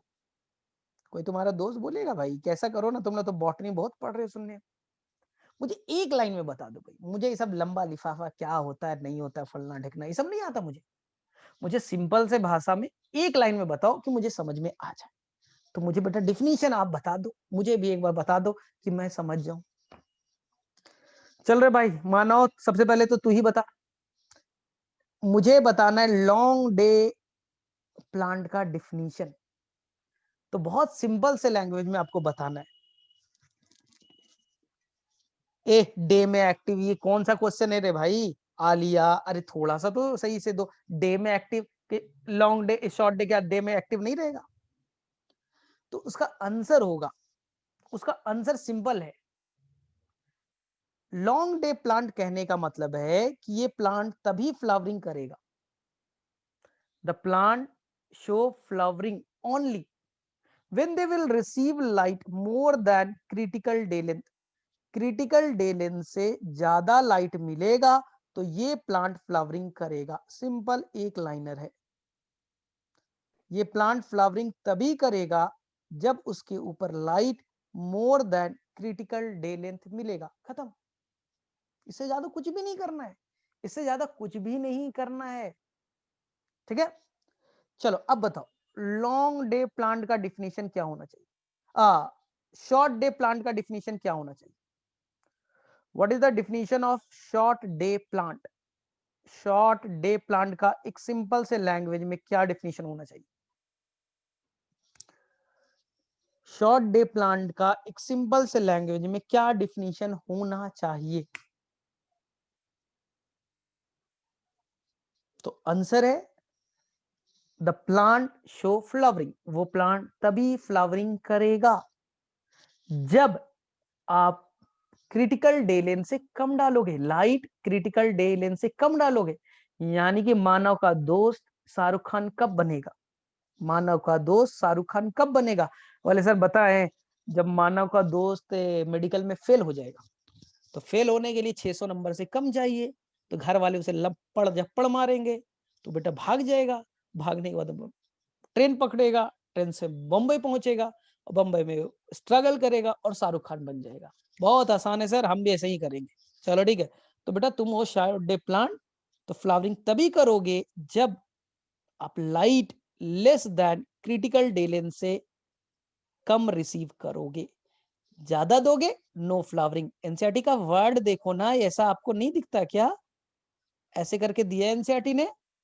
शाहरुख खान कब बनेगा? तो जब क्रिटिकल डे लेंथ से आप बिलो दोगे, क्वालिफाई नहीं करेगा, फेल होगा तो शाहरुख खान। अगर ज्यादा दे दोगे तो उसका जिंदगी बर्बाद हो जाएगा, डॉक्टर बन के जिंदगी बर्बाद कर देगा। तो यहाँ पर नो फ्लावरिंग, एवं नो फ्लावरिंग। कम दोगे तो फ्लावरिंग करेगा। चलो ठीक है, third question, what is the definition of day neutral plant? What is the definition of day neutral plant? What is the definition of day neutral plant? What is the definition of hi fi language मुझे नहीं आता भाई, मुझे simple आता है। तो बोलेंगे, मानो कि एक और दोस्त था ना, बहुत पैसे वाला था, सॉथेक्स में रहता था, बंगला था, उसके पापा के पास बहुत पैसा था सर, बहुत पैसा था ना। तो ये इस बच्चे को कोई टेंशन नहीं एग्जाम का, इस बच्चे को कोई टेंशन नहीं एग्जाम का। जाएंगे टाइम पास में एग्जाम दे देंगे, अगर 600 नंबर से ऊपर आ गया तो गवर्नमेंट में मिल जाएगा, डॉक्टर बन जाएंगे। अगर 600 नहीं है तब भी डॉक्टर बनना है, क्या फर्क पड़ता है। तो दे विल शो फ्लावरिंग एवं क्रिटिकल डे लेंथ और बिलो क्रिटिकल डे लेंथ। अगर जो आपने लाइट फोटो पीरियड दिया है, एवं दिया या बिलो दिया, उसे कोई फर्क नहीं पड़ता, वो फ्लावरिंग करेगा। चलो हो गया, ठीक है, एवं और बिलो दोनों में फ्लावरिंग करेगा। चलो ठीक है, यहां तक। अब नेक्स्ट जो है, ठीक है, ये बताइए, फ्लावर के अंदर में क्लोरोफिल के अलावा भी कोई पिगमेंट है जो लाइट को रिसीव करता है? बताइए उसका नाम क्या है? They are the metalloprotein, they are the chromoprotein, they receive the light, they receive the light known as, अरे फ्लोरिजेन के बारे में नहीं पूरे, फाइटोक्रोम। जो, अरे फ्लोरिजेन तो हार्मोन है भाई, लाइट को पकड़ने वाला पिगमेंट का नाम पूछ रहा हूं, उस प्रोटीन का नाम पूछ रहा हूं जो लाइट को पकड़ेगा, तो उसका नाम है फाइटोक्रोम। फाइटोक्रोम, ठीक है। फाइटोक्रोम दो फॉर्म में, कौन कौन सा? Phytochrome present in two form, phytochrome दो फॉर्म में पाया जाता है, उसका नाम बताइए। फाइटोक्रोम दो फॉर्म में पाया जाता है, उसका नाम बताइए। Phytochrome present in two form, तो आंसर इज द, एक पीआर है, एक पीएफआर है। बताइए फटाफट। शॉर्ट डे प्लांट के लिए ज्यादा अमाउंट में कौन चाहिए, पीआर या पीएफआर? शॉर्ट डे प्लांट के लिए ज्यादा इंपॉर्टेंट कौन है? अरे साइटोक्रोम सी ऑक्सीडेज किसने लिखा है भाई? अभी मैं स्क्रीन के अंदर घुस के मारूंगा। कौन कौन अरे Jaya Singh, cytochrome C oxidase कहां से आ गया भाई? यहाँ साइटोक्रोम सी, भाई साहब मैं पढ़ा रहा हूँ प्लांट ग्रोथ, यहाँ रिस्पिरेशन चल रहा है। ठीक है, ठीक है। अब बताइए, लॉन्ग डे प्लांट के लिए ज्यादा अमाउंट में कौन चाहिए? लॉन्ग डे प्लांट में कौन सा चाहिए? तो बोले सर लॉन्ग डे प्लांट में चाहिए पीएफआर, पीएफआर। चलो ठीक है। एक हाइपोथेटिकल हार्मोन है जो फ्लावरिंग को इंड्यूस करेगा, उसका नाम बताइए। एक हाइपोथेटिकल हार्मोन है, ठीक है, जो फ्लावरिंग को इंड्यूस करता है, तो उसका नाम बताइए सर। फ्लोरिजेन। चलिए बताइए, florigen is form inside the, florigen is form inside the, कहां बनेगा? ठीक है, और निकालो पेज नंबर 152 और मेरे सामने पढ़ लो, पेज नंबर 152 निकालो, और जहां पर वर्नालाइजेशन दिया है उसके 3 लाइन ऊपर पढ़ो। जहां पर वर्नालाइजेशन लिखा है उसके 3 लाइन को पढ़िए। लिखा है ये, it is a hypothesized that, it is a hypothesized that some chemical substance, नाम नहीं लिखा है फ्लोरिजेन, हार्मोन भी नहीं लिखा है, सम सब्सटेंस, मैं उसे हार्मोन मानता हूं, आपका मटेरियल भी मानता है, ठीक है। Florigen chemical substance is form inside the leaf, जब लीफ प्रॉपर डे और नाइट को रिसीव करेगा तो पीआर पीएफआर में रेशियो में चेंजेस आएंगे, इससे वहां पास फ्लोरिजन बनेगा and they will move toward the shoot apices, they will move towards shoot apices and they will promote the flower formation। ये आपको एनसीईआरटी में 252 पे मिलना चाहिए। किसे किसे मिला, किसे किसे मिला, पढ़ते उठते हो तुम लोग या फिर ऐसे ही कि हाँ सर मिल गया मिल गया मिल गया। एनसीईआरटी वगैरह रखा करो। एक ही चीज तो, अरे हसनैन तो आज आवाज ही नहीं दे रहा है, कुछ बोल ही नहीं रहे, सो गया क्या भाई? ठीक है, तो ये याद रखना बड़ा इंपॉर्टेंट है, ठीक है।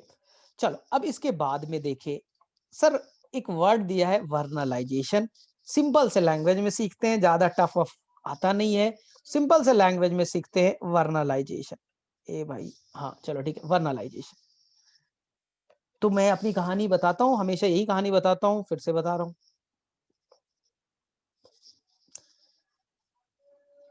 वर्नलाइजेशन क्या है, सिंपल सी कहानी है। अभी कौन सा टाइम चल रहा है भाई? वर्नलाइजेशन, ठीक है। ये होता क्या है वर्नलाइजेशन? ध्यान से देखो वर्नलाइजेशन होता क्या है, ठीक है। ध्यान से देखो, तो मैं बोलता हूं कि अभी कौन सा टाइम चल रहा है, अभी नवंबर चल रहा है, फिर दिसंबर आएगा, फिर जनवरी आएगा, फरवरी में तुम देखना अगर दिल्ली में हो फरवरी के टाइम में, तो पेपर में आएगा कि अब मुगल गार्डन को आम लोगों के लिए खोल दिया गया है। मुगल गार्डन को आम इंसानों के लिए भी खोल दिया गया है। बोले आम इंसान मतलब सर हम नहीं जा सकते क्या? अरे भैया वो राष्ट्रपति भवन के अंदर में है, प्रेसिडेंट हाउस के पीछे में है, तो तुम्हें क्यों जाने देंगे? तुम क्या प्रेसिडेंट हो? तो बोले नहीं सर बात तो सही, हम प्रेसिडेंट थोड़ी है। तो ये उस टाइम मुगल गार्डन को फरवरी के टाइम में खोल दिया जाता है कि दूसरे लोग भी आकर के घूम सके। तो इसका मतलब नहीं कि प्रेसिडेंट हाउस में तुम घुस जाओ कि खाना खिलाओ, ये कैसे कहाँ कमरा है वो सब नहीं। केवल गार्डन को खोला जाएगा क्योंकि वहां पर बहुत तरह के फ्लावर लगते हैं, फूल लगता है, लोग उसे देखने के लिए जाते हैं, बहुत फेमस है, ठीक है। सर मुगल गार्डन फरवरी में क्यों खुलता है सर? हम चाहे तो अक्टूबर में नहीं खोल सकते हैं? खोल लो, मुगल गार्डन बोलो अक्टूबर में खोलने के लिए, फ्लावर मिलेगा ही नहीं तो देखोगे क्या? अक्टूबर में चले जाओ भाई, मैं मना थोड़ी कर रहा हूँ, चल जाओ नवंबर में, फ्लावर ही नहीं मिलेगा तो देखेगा क्या? तो बोले सर ये फरवरी में फ्लावर बनने का क्या चक्कर है, अक्टूबर में कहीं नहीं फ्लावर बन सकता है? सिंपल, यही तो मैं बोल रहा हूँ, यही तो मैं बोल रहा हूँ कि क्यों नहीं बनता। तो ये आपका एक रोज का प्लांट है, ये लीफ, ये स्टेम और ये बड, ये बड, ये बड है, ठीक है। ये रोज का प्लांट है भाई, रोज, ठीक। अब क्या करना, क्या इस रोज के प्लांट को फ्लावरिंग करना है, फ्लावर बनाना है। बोले ठीक है बनाएगा सर, टेंशन क्या है? बोले रुको, इसे इस बर्ड को फ्लावर में बनने के लिए एक और हार्मोन चाहिए, वर्नालीन। बोले सर अभी तो वर्ण आपने फ्लोरिजन बोला था। बोले एकदम बोला था। फ्लोरिजिन के साथ साथ एक नया हार्मोन साइंटिस्ट ने ढूंढा कि वर्नालीन चाहिए भाई। बोले मतलब वर्नालीन ये क्या है? ये भी हाइपोथेटिकल है, माना जाता है, किसी को मिला नहीं है।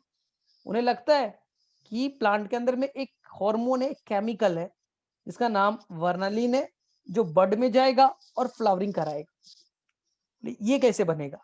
फ्लोरिजन तो समझ में आया कि जब लाइट आएगा, ठीक है, पीआर पीएफआर का कुछ कॉन्सेप्ट था, फ्लोरिजन बन गया।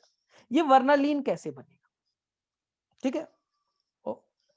तो वर्नालीन बनाने के लिए आपको इस प्लांट को, इस प्लांट को लो टेम्परेचर से गुजरना पड़ेगा। वर्नालीन नाम के हार्मोन बनाने के लिए इस प्लांट को लो टेम्परेचर से गुजरना पड़ेगा। मतलब इस प्लांट को 0 से 5 डिग्री सेल्सियस से गुजरना पड़ेगा कुछ दिनों के लिए। ऐसा नहीं कि एक बार दे दिए तो हो गया, कुछ दिनों के लिए इसे लो टेम्परेचर 0 से 5 डिग्री सेल्सियस से गुजरना पड़ेगा। बोले सर ठीक है, तो 5 डिग्री से गुजरेंगे उससे फायदा क्या होगा? तो वहां के सेल एक्टिवेट हो जाएंगे। जब 5 डिग्री सेल्सियस के आसपास आप दे दोगे तो सेल एक्टिवेट हो जाएंगे और वर्नालीन बनाएंगे। और वर्नालीन क्या करेगा? वर्नालीन करेगा क्या? वर्नालीन करेगा क्या? बर्ड्स को इंड्यूस करेगा फ्लावर बनाने के लिए, बर्ड्स को फ्लावर में कन्वर्ट करने के लिए इंड्यूस करेगा। बोले ठीक है, इसी इफेक्ट को हम कहेंगे वर्नालाइजेशन। इसी इफेक्ट को क्या कहेंगे? वर्नालाइजेशन। ध्यान से सुनना, जो मैं बोलूंगा ध्यान से सुनना। हर प्लांट को फ्लोरिजेन के साथ साथ, हर प्लांट को फ्लोरिजेन तो चाहिए चाहिए भाई। बोले ठीक है सर, ये तो लीफ में बनेगा। हर प्लांट को फ्लोरिजेन के साथ साथ वर्नालीन भी चाहिए, तभी फ्लावरिंग होगा। बोले ठीक सर, ये वर्नालीन कैसे बनेगा? ध्यान से सुनिए। कुछ प्लांट में, कुछ प्लांट में वर्नालीन तो नॉर्मल टेम्परेचर पे 30 डिग्री पे 20 डिग्री पे बन जाएगा, नॉर्मल टेम्परेचर पे बन जाता है, वर्नालीन बन जाएगा। लेकिन कुछ प्लांट में ये वर्नालीन बनाने के लिए उसे कोल्ड टेम्परेचर से गुजरना पड़ेगा, कोल्ड टेम्परेचर से गुजरना पड़ेगा, 0 से 5 डिग्री सेल्सियस से गुजरना पड़ेगा, तब वर्नालीन बनेगा। यानी कि जो वर्नालाइजेशन है, कोल्ड ट्रीटमेंट का कॉन्सेप्ट है, कोल्ड ट्रीटमेंट का कॉन्सेप्ट जो है वर्नालाइजेशन कहलाता है। ये केवल फ्यू प्लांट के लिए वैलिड है, सभी प्लांट के लिए वैलिड नहीं है। और थोड़ा इस बात में जान भी है। बोले सर कैसे? अफ्रीका में जो प्लांट ग्रो कर रहे, अफ्रीका में जो प्लांट ग्रो कर रहा है, तो क्या अफ्रीका में कभी भी ठंड पड़ेगा क्या? जो ट्रॉपिकल रीजन है, जो अमेजन का फॉरेस्ट है, साउथ अमेरिका में है, घने जंगल है, लाखों प्लांट है वहां भाई। जो डेजर्ट में है वहां भी लाखों प्लांट है। तो क्या अफ्रीका में डेजर्ट में टेम्परेचर 0 से 5 कभी जाता होगा? नहीं सर, वो तो ट्रॉपिकल रीजन पे, वहां पर लाइट बहुत ज्यादा पड़ती है। तो सर वहां तो वर्नालीन बनेगा ही नहीं, वहां तो कोल्ड ट्रीटमेंट आपने दिया नहीं, वर्नालीन बनेगा नहीं, तो फ्लावरिंग नहीं करना चाहिए।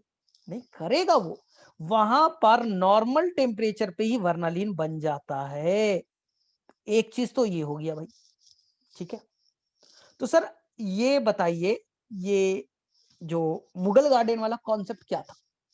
तो मुगल गार्डन वाला कॉन्सेप्ट ये था कि यहाँ जो रोज के फ्लावर प्लांट हैं वो बड बना करके बैठ गए हैं, ये बड बना करके बैठ गए हैं आपके सितंबर में अक्टूबर में ही, अगस्त सितंबर अक्टूबर में ही ये बड बना के बैठ गए, वेल डेवलप हो चुके, बड बन गए। अब फ्लावर बनने का नाम ही नहीं ले रहा है। सर क्यों? क्योंकि उन्हें चाहिए कोल्ड ट्रीटमेंट, ठंडा टेम्परेचर। इसलिए वो नवंबर, इसलिए वो दिसंबर, इसलिए वो जनवरी का वेट करते। नवंबर दिल्ली में ठंड पड़ता है भाई, अच्छा खासा ठंड पड़ता है।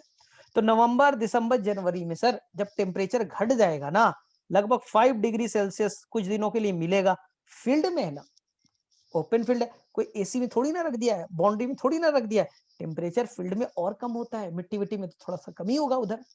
तो जब 5 डिग्री सेल्सियस के आसपास टेम्परेचर पहुंचेगा, 0 से 5 डिग्री आसपास पहुंचेगा, तो उनके अंदर में वर्नालीन का फॉर्मेशन स्टार्ट हो जाएगा, उनके अंदर में वर्नालीन का फॉर्मेशन स्टार्ट हो जाएगा। कुछ दिनों तक 5 डिग्री पे रहा तो वर्नालीन बनना स्टार्ट हो गया, जो मेरिस्टेमेटिक टिश्यू है वर्नालीन बनाना स्टार्ट कर दी, and they will form the, and they will form the flower. तो देखिए जनवरी तक तो ठंडा का वेट कर रहा था, जैसे ही ठंडा मिला तो फरवरी में जो भी बर्ड्स है खुल गए, इंड्यूस हुआ और फ्लावरिंग स्टार्ट हो गया, उनके अंदर में फ्लावरिंग स्टार्ट हो गया। आ गया समझ में? फ्लावरिंग स्टार्ट हो गया। इसलिए आपको आसपास फरवरी के टाइम में आसपास गार्डन खुला हुआ मिलेगा, अपने घर में चारों तरफ फ्लावर ही भरे हुए मिलेंगे, क्योंकि फरवरी के टाइम में वर्नलाइजेशन कंप्लीट हो गया आता है, फ्लावरिंग स्टार्ट हो चुका है, तो मस्त बच्चा ऐसा चलेगा, ठीक है ना। इसलिए फरवरी के टाइम में फ्लावरिंग स्टार्ट हो जाता है। बोले ठीक है। इसे हम एनसीईआरटी के कॉन्टेक्स्ट में अब पढ़े। अब हम लोग एनसीईआरटी के कॉन्टेक्स्ट में पढ़े। बोले ठीक है सर, एनसीईआरटी के कॉन्टेक्स्ट में क्या पढ़ना है, ध्यान से सुनो। एनसीईआरटी बोलता है कि कुछ प्लांट बाइनियल है। बाइनियल मतलब सर, मतलब आप इस सीजन में लगाइएगा ना, इस साल लगाइएगा, इस सीजन तो वो बेटा बैठ करके केवल तफरी काटेगा, बैठा हुआ रहेगा आराम से। अगले सीजन में फ्लावर बनेगा, फ्लावर बनेगा तो पॉलिनेशन होगा, तो सीड बनेंगे, तब फ्रूट बनेगा। यानी वो 2 साल में अपना, 2 सीजन में, 2 साल में अपना लाइफ साइकिल कंप्लीट करता है। इसे बाइनियल प्लांट कहते हैं। बोले ठीक है सर, समझिए, सिंपल वर्ड में समझिए। मान लीजिए कि आपने कोई प्लांट लगाया, आपने बाइनियल प्लांट लगाया, कैबेज दे रखा है, ये सब दे रखा है, ठीक है, कुछ प्लांट का नाम दिया, बीट वगैरह दिया। उसमें करना क्या है, वो इस साल प्लांट रूट बनाएगा, स्टेम बनाया, लीफ बनाया, बर्ड्स बना के बैठा दिया, बैठ गया इस साल, रूट स्टेम लीफ ये सब बनाया, बर्ड बन के बैठा हुआ है आराम से, ठीक है। वेट कर रहा है, बन गए भाई, अगस्त में ही बन गया, तो सितंबर बैठा हुआ है, अक्टूबर बैठा हुआ है, नवंबर का वेट कर रहा है कि नवंबर में ठंड आएगा, दिसंबर में ठंड आएगा, जनवरी में ठंड आएगा, तो हमें कोल्ड ट्रीटमेंट मिलेगा, वर्नालीन बनेगा, तो मेरे अंदर में क्या बनेगा, तो मेरे अंदर फ्लावरिंग स्टार्ट होगा, मेरे अंदर में फ्लावरिंग स्टार्ट हो जाएगा। बोले ठीक है भाई, फ्लावरिंग स्टार्ट कर तू। तो फ्लावर कब बना भाई, 4-5 महीने तो वेस्ट कर दिए ना तुमने। तुमने अगस्त में ही सारा काम हुआ था, तो सितंबर, अक्टूबर, नवंबर, दिसंबर, जनवरी बैठ के वेस्ट कर रहे हो, कोई काम नहीं है। बोले काम नहीं, क्या करे, ठंडा ही नहीं है, तो हम क्या करें, बैठा हुआ है बेकार का, ठीक है। अब ये फ्लावर आया अगले साल कब, फरवरी में, मार्च में, फिर पॉलिनेशन होगा, फिर फर्टिलाइजेशन होगा, फिर सीड बनेंगे, फिर फ्रूट बनेंगे, फिर सीड बनेंगे, फ्रूट बनेंगे, ये सब प्रोसेस चलेगा, ठीक है। यानी अगले साल आपको फ्रूट मिलेगा। अब प्लांट क्यों ग्रो कराते हो, सर हमें फ्रूट चाहिए, लगाए तो फ्रूट चाहिए ना भाई, सीड चाहिए, फिर उसे ग्रो करेंगे, नया प्लांट बनेगा। तो आपको देखो कितना टाइम टेकन लग रहा है सीड फ्रूट तक पहुंचने में। सर बहुत कॉम्प्लेक्स पार्ट बता दिया एकदम, लेकिन थोड़ा सा आप लोग बॉटनी पढ़े हुए, थोड़ा सा बेसिक अगर नॉलेज है, तो आप क्या करते, बोले सर ये सब टाइम पास हो गया सर, 2 साल इतना टाइम लगा दिए हो, हम 1 साल में सब काम कर देंगे। बोले भाई साहब कैसे, बता दो थोड़ा। अरे कुछ नहीं करना है सर, कुछ नहीं करना है।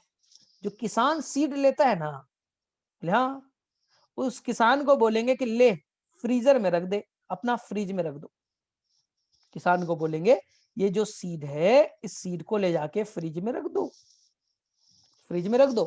सर फ्रिज में रखने से क्या होगा, अरे फ्रिज में टेम्परेचर कम होता है, कुछ दिन के लिए रोक दे, रख दो वहां। जब कुछ दिनों के लिए फ्रिज का टेम्परेचर घटेगा, तो अपने आप यहाँ पास वर्नालीन बन जाएगा।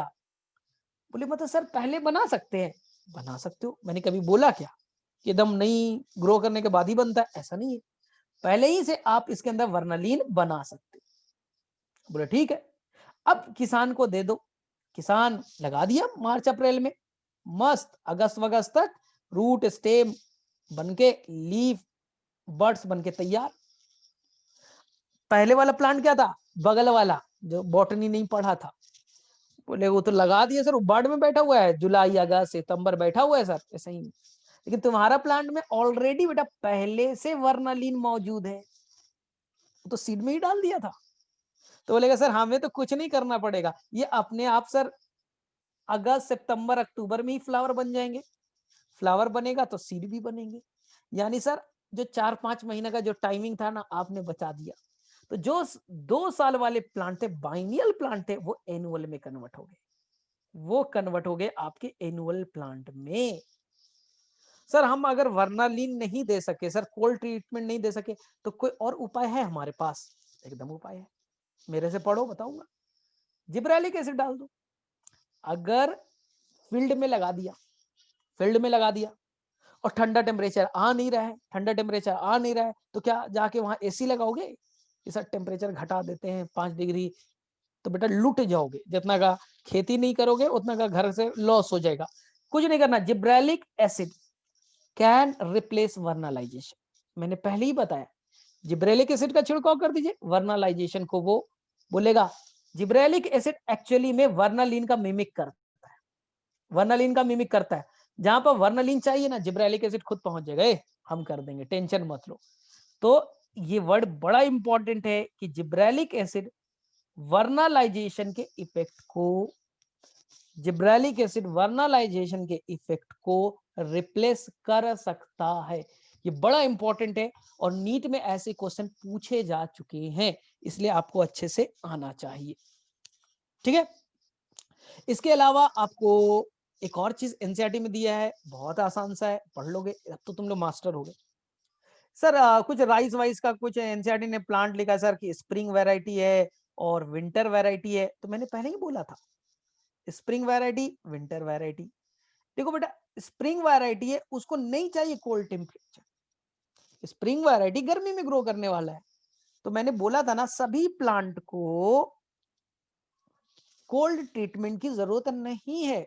इस प्लांट में वर्नालीन अपने आप नॉर्मल टेम्परेचर पे बन जाएगा, वर्नालीन बना तो फ्लावरिंग हो जाएगा, फ्लावर बना तो सीड भी बन जाएगा, no need of cold treatment. Winter variety, winter variety नाम में लिखा है, विंटर में ग्रो कीजिएगा, यानी उस प्लांट को आपको वर्नालीन चाहिए, उसे कोल्ड ट्रीटमेंट देना पड़ेगा। तो एनसीईआरटी अपने स्टेटमेंट में लिखेगा कि अगर आपने विंटर प्लांट को स्प्रिंग में लगा दिया तो क्या ग्रो करेगा, क्या सीड बनेंगे, बताइए। विंटर वाले को स्प्रिंग में ग्रो करा दो, बेटा बैठा हुआ रहेगा तुम्हारे तरह, कोई काम नहीं करेगा। क्यों? बड तो बन गया है, सीड नहीं बनेंगे। क्यों? क्योंकि विंटर वाले को विंटर के टाइम में जब ग्रो करते हैं तो वो उसके लिए वर्नालिन बनाने के लिए कोल्ड ट्रीटमेंट से गुजरना पड़ेगा, विंटर वैरायटी को ना, स्प्रिंग को नहीं चाहिए। तो तुमने बेटा गलती से, तुम हो महानुभव लोग, विंटर वाली वैरायटी को स्प्रिंग में ग्रो करा दिया, स्प्रिंग टाइम में, तो ग्रो नहीं करेगा। क्यों नहीं करेगा? क्योंकि विंटर वैरायटी को वर्नालीन कोल्ड ट्रीटमेंट वाला चाहिए और तुमने स्प्रिंग में लगाया, बनेगा ही नहीं। तो इसलिए आपको किसान को थोड़ा याद है, वैरायटी डिपेंड करेगा, विंटर वाला कब लगाना है, स्प्रिंग वाला कब लगाना है, ये चीज बहुत अच्छे से याद रखना पड़ेगा। चलो ठीक है, तो ये आप एनसीईआरटी से वर्नलाइजेशन पढ़ लेना, बड़ा इंपॉर्टेंट है, वर्नलाइजेशन पढ़ लीजिएगा। And the next and last one, एक minute time, what is the time? ठीक है, 5 मिनट में निपटा देता हूं। लास्ट एनसीईआरटी का टॉपिक है सीड डोरमेंसी। सीड जब से बना, यहां से देखो, सीड डोरमेंसी, ध्यान से, बहुत आसान सा टॉपिक है, सबको आता ही है।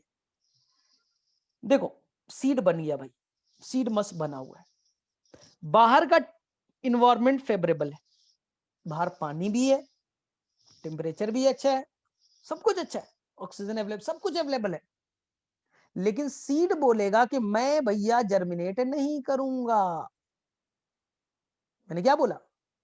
बाहर कंडीशन फेवरेबल है, ठीक है, वाटर अवेलेबल है, टेम्परेचर अवेलेबल, सब कुछ अवेलेबल है ना, लेकिन सीड अंदर में ड्रामा कर रहा है कि बोलेगा मैं जर्मिनेट नहीं करूंगा, मैं करूंगा सीड डोरमेंसी। बाहर एक्सटर्नल फैक्टर जो फेवरेबल है, फिर भी ये जर्मिनेट करने से इनकार कर दे रहा है, बोलेगा नहीं करूंगा। तो तुम बोले काहे नहीं करोगे भाई, सब कुछ तो ठीक ठाक मिल रहा है तुम्हें।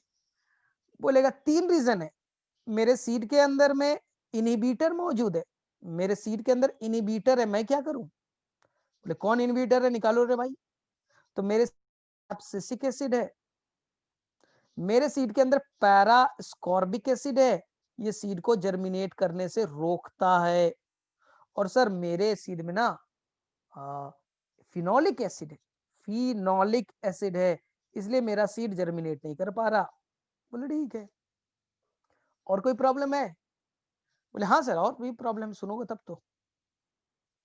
सर इनहिबिटर नहीं है, लेकिन ये जो सीड है ना, इसका इम्ब्रियो ही अभी इमैच्योर है, जो सीड का इम्ब्रियो अभी इमैच्योर है, सिंपल।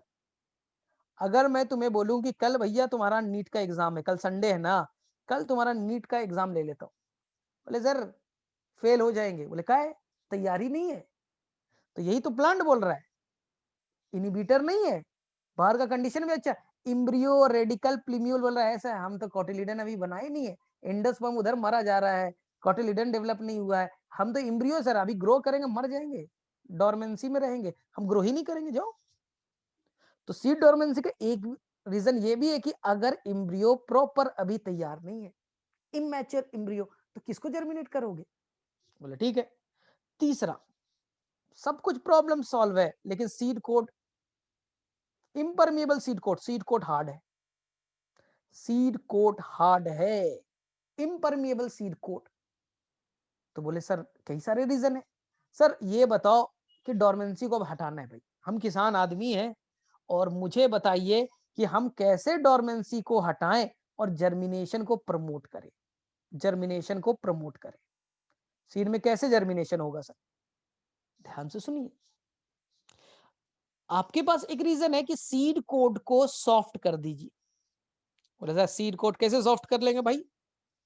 बता रहा हूं, आप सीड लाइए और चाकू लीजिए, चाकू से खुरच दीजिए, चाकू से खुरच दीजिए, चाकू से खुरच दीजिए, सीड कोट पतला हो जाएगा, टूट जाएगा। देखो इम्ब्रियो ग्रो किया, रेडिकल प्लीम्यूल, और सीड कोट बहुत हार्ड है, तो फाड़ करके कैसे निकलेगा? रेडिकल प्लीम्यूल बना, सीड कोट हार्ड है, टूट ही नहीं रहा है, तो जर्मिनेशन होगा कैसे? इसलिए सीड कोट को परमिएबल सॉफ्ट होना चाहिए। तो सर सॉफ्ट कैसे बना सकते हैं? तो एक है कि आप चाकू लीजिए, खुरच दीजिए। सर इसका कुछ नाम वाम है क्या? आपके मॉड्यूल में गिवन है, पढ़ लीजिएगा। स्ट्रैटिफिकेशन, स्ट्रैटिफिकेशन या स्कैरिफिकेशन, दो वर्ड दिए, स्ट्रैटिफिकेशन और स्कैरिफिकेशन, दो वर्ड दिए, ध्यान से पढ़िएगा। हाँ बताओ कोई पढ़ा है क्या? शीतल वितल पढ़िए। हाँ स्कैरिफिकेशन, चलो ठीक है, स्कैरिफिकेशन इसे कहेंगे, ठीक है स्कैरिफिकेशन। सर स्ट्रैटिफिकेशन क्या है? स्ट्रैटिफिकेशन क्या है? अरे सीड ले और फ्रीज व्रीज में डाल दे भाई, थोड़ा ठंडा वंडा पड़ेगा ना, क्रैक वैक आ जाएगा, ठंडा पड़ेगा ना, क्रैकिंग व्रैकिंग होगा, थोड़ा सा वीक हो सकता है। तो या तो आप ठंडा टेम्परेचर दे करके उसे वीक करा दो, तो इसे कहते हैं स्ट्रैटिफिकेशन, स्ट्रैटिफिकेशन। अरे सर स्ट्रैटिफिकेशन तो हमने इकोलॉजी में पढ़ा है कि जब जंगल जाते हैं तो कोई बड़ा प्लांट, कोई छोटा प्लांट, कोई मोटा प्लांट, नीचे का प्लांट, ग्रास अलग अलग हाइट पे मिलता है, उसे स्ट्रैटिफिकेशन कहते हैं मुझे मालूम है। तो स्ट्रैटिफिकेशन यहाँ भी है, तो क्वेश्चन के कॉन्टेक्स्ट में बना लीजिएगा, ऐसा ना कि इकोलॉजी वाला इधर जोड़ दीजिएगा ना। इकोलॉजी में स्ट्रैटिफिकेशन का मतलब लेयरिंग होता है, अलग अलग प्लांट, अलग अलग हाइट, अलग अलग हाइट के बेसिस पे जो प्लांट होते हैं उसे भी स्ट्रैटिफिकेशन ही आप कहते हो। बोले ठीक है सर, और क्या तरीका है? एनसीईआरटी कहता है विगरस सेकिंग, विगरस सेकिंग, हिला दो रे भाई, डालो, तेजी से घुमा उमा दो ना, थोड़ा सा उसमें प्रेशर लगेगा तो वीक हो सकता है, सीड को टूट सकता है। बोले सर जंगल में कोई प्लांट लगा है, तो जंगल में क्या हम लोग जाके ठंडा टेम्परेचर देंगे और वहां चाकू लेके हम बैठे रहेंगे क्या? जंगल में कोई सीड लगा है और सीड कोट बहुत हार्ड है, तो हम क्या चाकू लेके के सब प्लांट में घूमते रहे? नेचुरली बताओ ना कुछ। तो नेचुरली भी होता है। सर कैसे?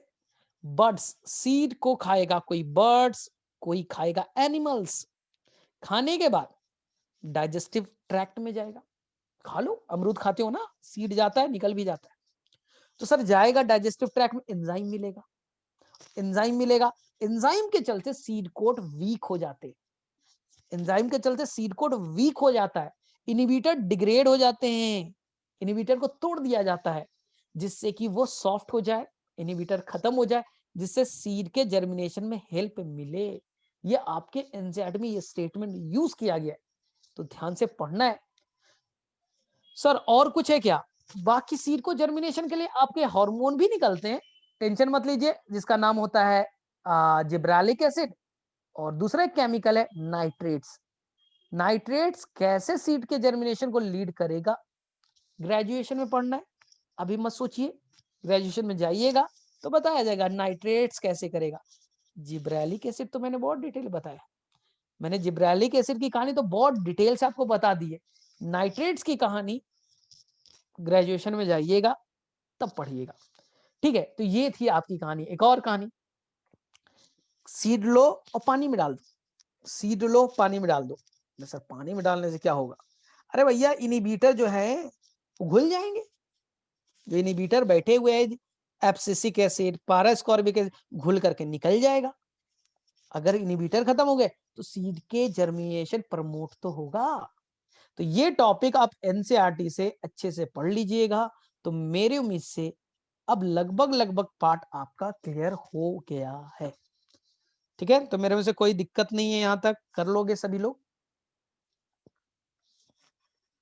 ठीक है, तो मैंने, अरे तुम लोगों का क्या ड्रामा है, कभी कोई आता है कोई नहीं आता है। कल टेस्ट होगा, टेस्ट होगा उसमें 90 क्वेश्चन होंगे। कल प्लांट फिजियोलॉजी का टेस्ट होगा, उसमें 90 क्वेश्चन होंगे। और हो सकता कि कुछ क्वेश्चन, अरे 90 क्वेश्चन 90 मिनट्स, ज्यादा नहीं, मेरा वन वन वाला चलेगा, टेंशन मत लो। 90 क्वेश्चन 90 मिनट्स, अगर 100 होगा तो 100 मिनट। कुछ क्वेश्चन स्टार्टिंग वाले पार्ट में प्लांट ग्रोथ एंड डेवलपमेंट वाला थोड़ा सा है ना, डिफरेंशिएशन, ये सब 2-3 क्वेश्चन हो सकते आ सकते, क्योंकि मिनरल न्यूट्रिशन मैंने पूरा पढ़ाया। ठीक है, मैंने रेस्पिरेशन पूरा पढ़ाया, प्लांट फोटोसिंथेसिस पूरा पढ़ाया, प्लांट ग्रोथ में हार्मोन पूरा अच्छे से पढ़ा दिया।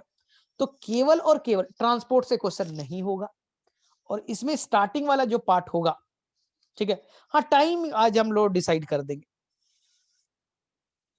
ठीक है, तो हम लोग देखते हैं कैसे होगा, तो मैं अपडेट दे दूंगा रात में, मैं बता दूंगा रियल में कि कैसे होगा, ये होगा, ये सारा चीज मैं बता दूंगा, तो टेंशन नहीं लेना है।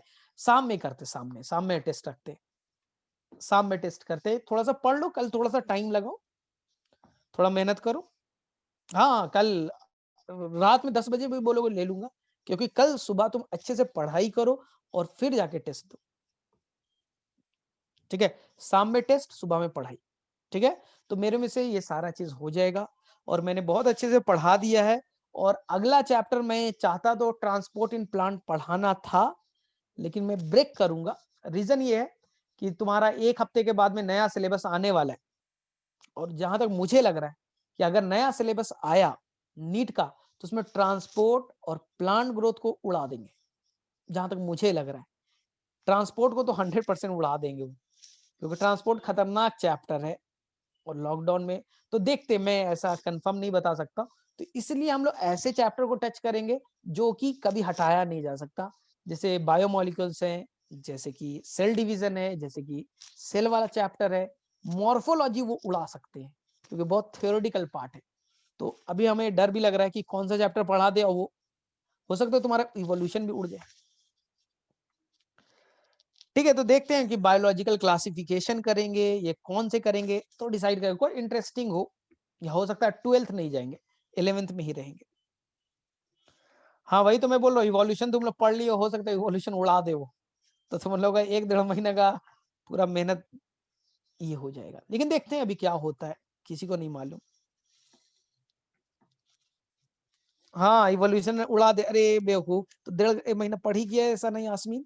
हाँ उड़ा दे। अरे तुम लोग को तो बोलना सर उड़ा दिया, इतने दिन पढ़ा था, ये उड़ा दे। तो मेरे में से देखो, हाँ प्लांट किंगडम को 11th वाले पार्ट से हटा दिया है, तो कोई गारंटी नहीं मैं दे सकता हूँ कि कौन वाला हटाएंगे कौन वाला नहीं हटाएंगे।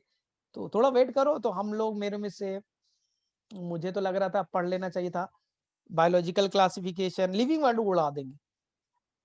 ठीक है, जैसे कि देखो 12th में कितना भी होगा ना, तो जेनेटिक्स, मॉलिक्यूलर बेसिस और बायोटेक, ये तो रहना ही रहना है, ये इंटैक्ट रहेगा ही रहेगा।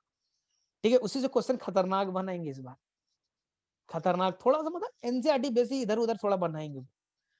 और 11th में मेरे में से अगर उड़ाना होगा तो मॉर्फोलॉजी उड़ा देंगे, एनाटॉमी उड़ा देंगे, ट्रांसपोर्ट उड़ा देंगे, ये प्लांट ग्रोथ भी हो सकता है उड़ा दे।